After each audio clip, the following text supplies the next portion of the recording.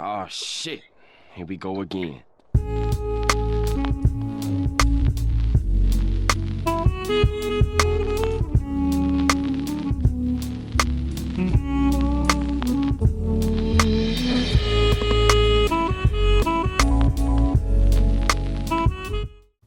Avengers Endgame made almost $3 billion. The fact that that's the 22nd Marvel movie to be released in roughly the last decade, with hardly any of the other films before it considered a flop, makes that quite an impressive feat.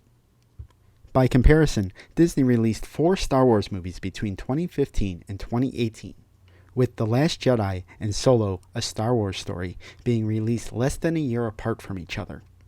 With The Last Jedi being considered a disappointment by many fans, many were screaming that Disney, and Rian Johnson in particular, ruined Star Wars.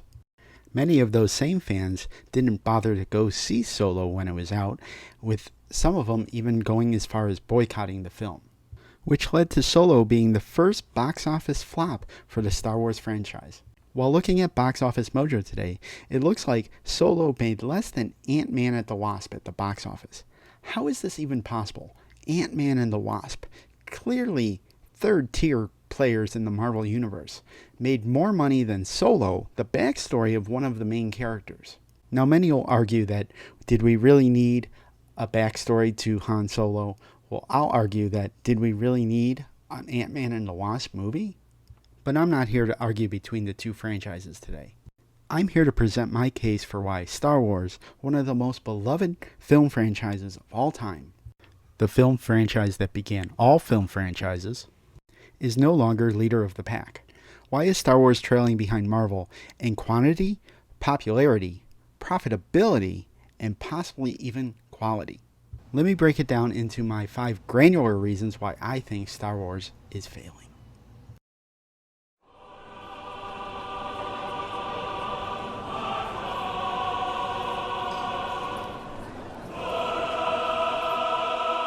Ever since Tarkin and Vader walked in late to the meeting of bureaucrats on the Death Star, Star Wars has always been about politics. Granted, my eyes glazed over as a kid watching this scene. It was just a bunch of bickering old men talking about nonsense. It wasn't until much later I realized that this was the most important scene in all of Star Wars. It sets up everything. Why the Empire is evil, how the Emperor got complete control, and why the rebellion exists. Decades later, the Phantom Menace got even deeper into politics. Trade federations, Jedi negotiators, supreme chancellors, senators. All of this led to more talk on screen and less action. And I know what you're saying. All of this has been discussed long ago. The Phantom Menace is 20 years old. You're still talking about how politics ruined Star Wars? Well, maybe that was legitimate criticism for the Phantom Menace. But I don't want to talk about the politics within the Star Wars movies. I want to talk about our politics. Because whether you follow what's going on in the world today or not, we all have a set of morals and values that we believe in. And if our leaders, our families, our friends don't have the same values as we do, it can feel like a personal attack against us. We live in a very divisive world. It's hard to find common ground with those around us. In 1977, George Lucas gave us a movie we could all find hope in. The world was coming out of the Vietnam era, and the United States in particular was dealing with a lot of disillusionment. During the Vietnam War, people just lost a lot of faith in their government. Many people didn't approve of what President Johnson and then President Nixon were doing about the war. There seemed to be constant questions of, why are we even there? But on the other hand, Nixon spoke of the silent majority, the people that did approve of what he was doing, and they were just quiet about it. Much quieter than the protesters on the college campuses, who were causing a lot of turmoil for this country. And while all this was going on, George Lucas was quietly writing a movie that would literally bring a new hope to the world. He wanted to give everyone heroes to root for again, in a world that was seriously lacking heroes, and the world responded to it beyond his wildest dreams. Flash forward 40 years to the release of The Last Jedi. People are once again very distrustful of the leaders of the world, and question their moral actions. And yet this country is very divided.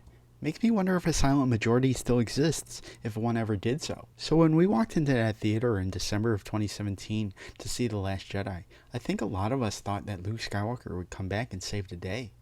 And although he eventually did, he was very reluctant to do so. Things had become murkier, the division between right and wrong grayer.